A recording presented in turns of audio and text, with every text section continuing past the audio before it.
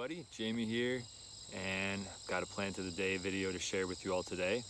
It's a bonus because we have two plants in one video, and you may be able to see them on either side of me and identify them. You know what this one is, or this one here. So we have purple aster, and we've got goldenrod. The reason why I'm doing them both together is because I was inspired to by Robin Wall Kimmerer, and she shared the story of that in her book, Braiding Sweetgrass. And I'm going to share an excerpt from the book with you all. And she actually has a chapter on asters and goldenrod. So a little backstory as well. Robin Wall Kimmerer, she grew up in the upstate New York area, and she is a member of the Citizen Potawatomi Nation. She also first began studying botany because of her interest in goldenrod and purple aster and why they looked so beautiful growing next to each other. It's not your average scientific answer of why somebody may want to study something, but I thought that was really cool. And so a little excerpt from the book here. People flock to our hills for the fiery suit of October, but they often miss the sublime prelude of September fields. As if harvest time were not enough, peaches, grapes, sweet corn, squash. The fields are also embroidered with drifts of golden yellow and pools of deepest purple, a masterpiece. If a fountain could jet bouquets of chrome yellow and dazzling arches of chrysanthemum fireworks, that would be Canada goldenrod.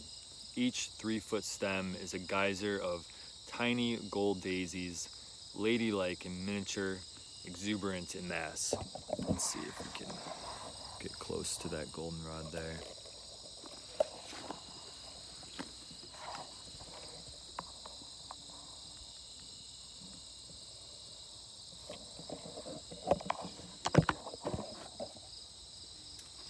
Awesome.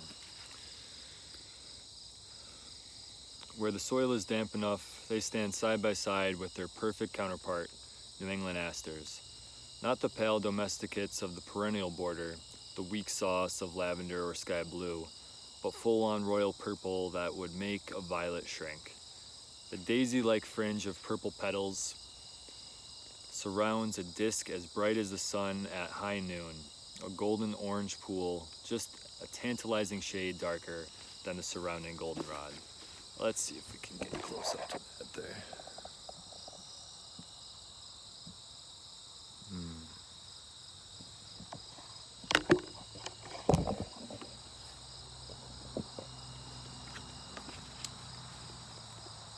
Alone, each is a botanical superlative.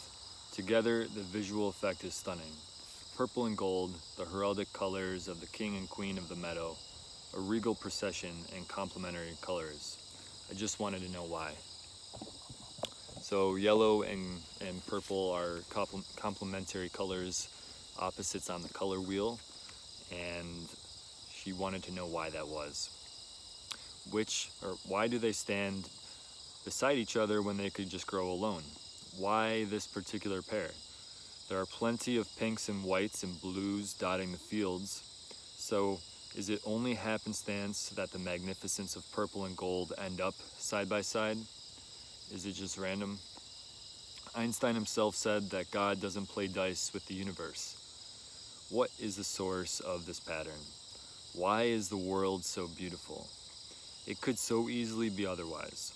Flowers could be ugly to us and still fulfill their own purpose, but they're not. It seemed like a good question to me.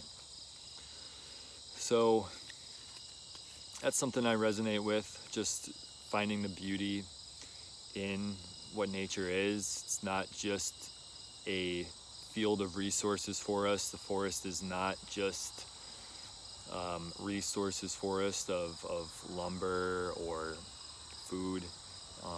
And I think this is something that she began exploring at that point when her professor asked her why she wanted to study botany, and that was her answer. So skipping a little ahead in the chapter to another excerpt I'll share. If my advisor was correct, okay, so it was her advisor. If my advisor was correct, the visual effect that so delights a human like me may be relevant to the flowers. The real beholder whose eye they hope to catch is a bee bent on pollination. Bees perceive many flowers differently than humans do, due to their perception of additional spectra such as ultraviolet radiation. As it turns out though, goldenrod and asters appear very similarly to bees in human eyes. We both think they're beautiful. Their striking contrast when they grow together makes them the most attractive target in the whole meadow, a beacon for bees. Growing together, both receive more pollinator visits than they would if they were growing alone. Growing together, both receive more pollinator visits than they would if they were growing alone. It's a testable hypothesis. It's a question of science, a question of art, and a question of beauty. I love that they're partnering together. And so why are they beautiful together? It's a phenomenon simultaneously material and spiritual, for which we need all wavelengths for which we need depth perception. And she talks about how there's this study that when somebody looks at a block of yellow for a long enough period of time and then stares at a white sheet of paper, they will see a silhouette of violet or purple. I believe that's how that study goes, and just where their eyes are. So she continues on. When I stare too long at the world with science eyes, I see an after image of traditional knowledge. Might science and traditional knowledge be purple and yellow to one another? Might they be goldenrod and asters? We see the world more fully when we use both. I just love that combination of both combining science with the beauty and unknowns of the natural world. So the question of goldenrod and asters was, of course, just emblematic of what I really wanted to know. It was an architecture of relationships, of connections that I yearned to understand.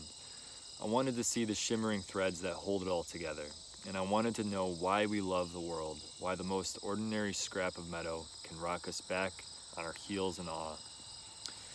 When botanists go walking the forest and fields looking for plants, we say we are going on a foray. When writers do the same, we should call it a metaphore, and the land is rich in both. So that's about all I have to share on that. Thank you for watching. I hope that this was just as beautiful for you as it is for me. And if you haven't read Robin Wall Kimmerer's book, Braiding Sweetgrass, definitely recommend it if this is interesting to you. Thanks for joining. I'll see you next time.